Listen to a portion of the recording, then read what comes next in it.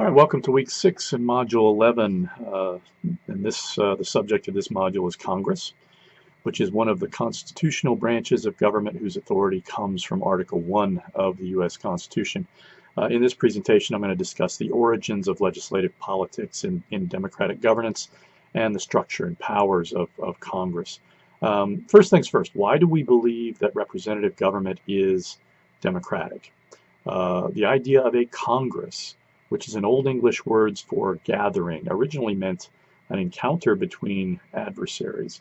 In English history, a Congress was typically comprised of what they called the elders from the major boroughs, which were typically fortified villages.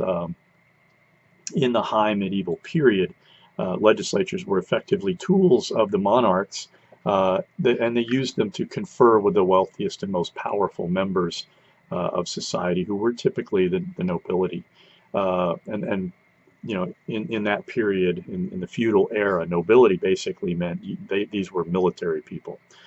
The colonists, being English, were strongly influenced by England's political institutions and history. In particular, the English nobility's use of Parliament to force King John to agree to the Magna Carta, or the Great Charter, where again the English nobility was able to enforce their rights against encroachments of the crown. That was an important point in history that a lot of people draw on. It was happening in the 11th century. Most political and civil unrest in English history has tended to revolve around absolutist-minded Catholic kings trying to impose on an increasingly restive Protestant English nobility, who were acting to protect their rights through Parliament. Over time, Parliament prevailed in suppressing the power of English monarchs and eventually began evolving in a more democratic direction. So over time, the idea of legislatures as representing the will of the people rather than just the wealthy and the powerful began to take root. So the framers were very much influenced by English history, but they drew on other intellectual sources as well. As noted in the assigned reading on the Constitution, the framers were strongly influenced by the political writings of the French noble philosopher Baron de Montesquieu, who was actually an admirer of the English political system and political institutions. He kind of had an idealized view of English government. But he argued that the beauty of the system is that the English kind of naturally adhered to two important ideas: the idea of the separation of powers and the system of checks and balances. And again, we have to recall that separation of powers refers to the delegation of specific authorities to different institutions, where the English left the executive authority to the king and the legislative authority was delegated to the Parliament. That's sort of an illustration. And the idea of checks and balances describes the notion that these separate institutions could act collaboratively or sort of in an adversarial fashion to stop unpopular actions by the other institution. The framers elaborated on Montesquieu's idea by adding a separate judiciary to Article 3. The British system really didn't designate a separate and independent judiciary, and prior to 2005, there was no Supreme Court, and sort of constitutional appeals, they really don't have a constitution, were handled by a committee of retired judges who happened also to be members of the House of Lords. After 2005, they did establish a Supreme Court. Most legislatures take one of two forms. Many countries, most of them are smaller, with relatively homogeneous populations, have what are known as unicameral or one-chamber legislatures. Countries with unicameral legislatures include Israel's Knesset, Norway's Storting, and Sweden's Riksdag. The assigned reading also notes that the one U.S. state, which is Nebraska, also has a unicameral state legislature. The other form of legislature is called a bicameral legislature, and in most instances, those are either larger countries with more diverse populations, or alternatively drew, strongly on the example of the United States or the United Kingdom in drafting their own constitutions. And the examples there include, obviously, the United States, but also Japan and India. One of the advantages of a bicameral legislature is that it expands the number of interests that can be represented. So within our system, the House of Representatives is often described as the people's house, reflecting the idea that the House represents the American people broadly construed. In contrast, the Senate is designed to represent the interests of the states, which is one reason why each state is guaranteed equal representation within the Senate. Originally, the Constitution's method for selecting senators was through state legislatures, which meant that whoever wanted to become a senator had to be able to, command the support of a majority in both houses of their legislature. The 17th Amendment changed the method of selection to direct statewide election. The assigned reading draws an important contrast between descriptive and substantive representation. So why is this distinction important? First, many Americans want to elect representatives who share key elements of their identities. For an example, for 20 years prior to 2018, New York's 14th district was held by a guy named Joe Crowley, who in 1999 was demographically representative of the district. Irish Catholic American. His mother was an Irish immigrant. His dad was a veteran and a cop. He had risen to a position of leadership within the Democratic Party, becoming the caucus chair in 2017. However, over those 20 years, his district, which encompasses parts of Eastern Bronx and parts of Queens, one of the kind of the outer boroughs of New York City, had changed considerably, with large numbers of Puerto Ricans moving into the district. In 1918, 47% of the district's population was Hispanic. And in 2018, he faced a primary challenge in the form of a young woman by the name of Alexandria Ocasio-Cortez. Cortez had kind of gotten her,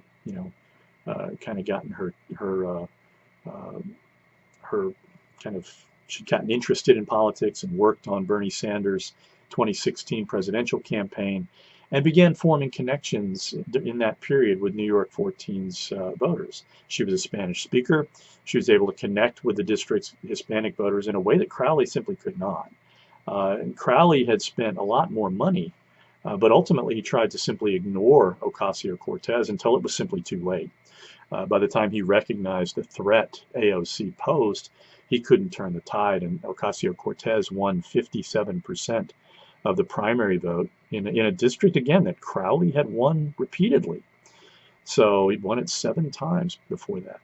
So that's an example of sort of descriptive representation. So in contrast, there's also the idea of substantive representation, which the assigned reading suggests are interests where the representative advances their own interests.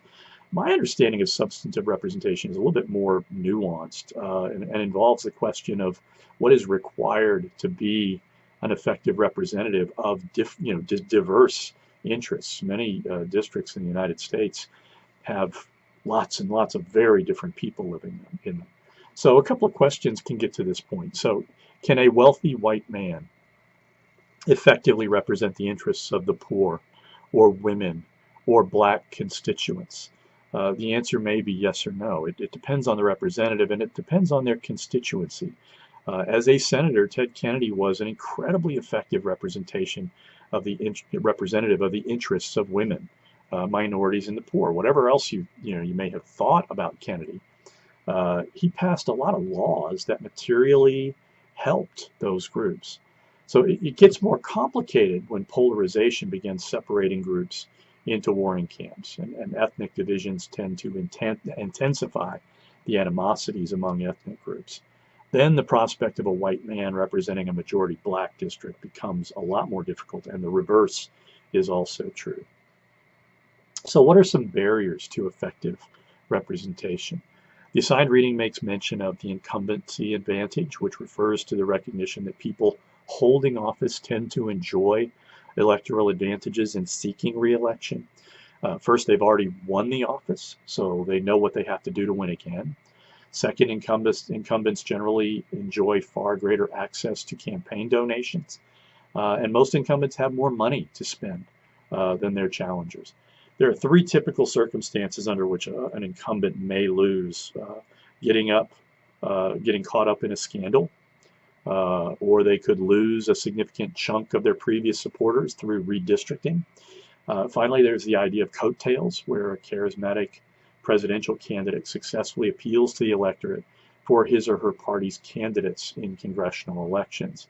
I should note, coattails are generally a lot less common than they tended to be in the past, and they were not all that common back in the days either. The assigned reading also notes the challenges of good old boys clubs, which basically refers to the informal networks that tend to reinforce racial and gender disparities in seeking political office. Political parties, interest groups, and other civic organizations are kind of, their impulse is to recruit and to support safe candidates, and that's a definitional thing. Who you consider to be safe? All too often, the people with money think it's white males who tend to work in high-income professions. In other words, lawyers, business managers, doctors, things like that. Racism and sexism continue to create barriers for women and minority groups. White males have typically enjoyed far greater access to education and opportunities for the kinds of professions that are springboards for political office. While the situation has improved for women and minority groups, it remains harder for women and minority groups to successfully run for office. And think about it, we have not had a woman president. And the simple reason for that is we have not had a woman who had the opportunity, right? And certainly Hillary Clinton came as close as anyone. She got more popular votes than Donald Trump, but she simply didn't win them in the right states.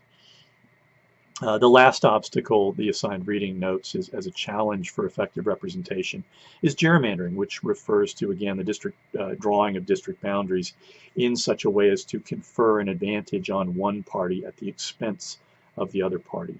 Gerrymandering can work two ways. Partisan gerrymandering involves drawing district boundaries in such a way that maximizes the opportunities of one party and minimizes the opportunities for the minority parties to win office. In North Carolina, this one Republican who was on the committee for redistricting said, we drew an 11-3 district where 11 Republicans were almost guaranteed to win because it seemed impossible to draw a 12-2 set of districts. So the other, again, partisan gerrymandering can be achieved in two ways. One involves packing voters from the other party into one district where they would be likely to win possibly two districts. If you load them all into one, then it increases the odds of the majority party winning districts around the packed district. The other tactic is cracking, where if there's a solid, large number of the minority party's voters in one area, you'll draw the district, district line right through the middle, making them a small minority in those two districts. The other form of gerrymandering is racial gerrymandering, which is oftentimes bound up within partisan gerrymandering, because a lot of the times this sort of thing happens in the Deep South. And in a lot of instances, it's blacks who are the Democrats and whites who are the Republicans. The Supreme Court has ruled racial gerrymandering unconstitutional in Shaw versus Reno.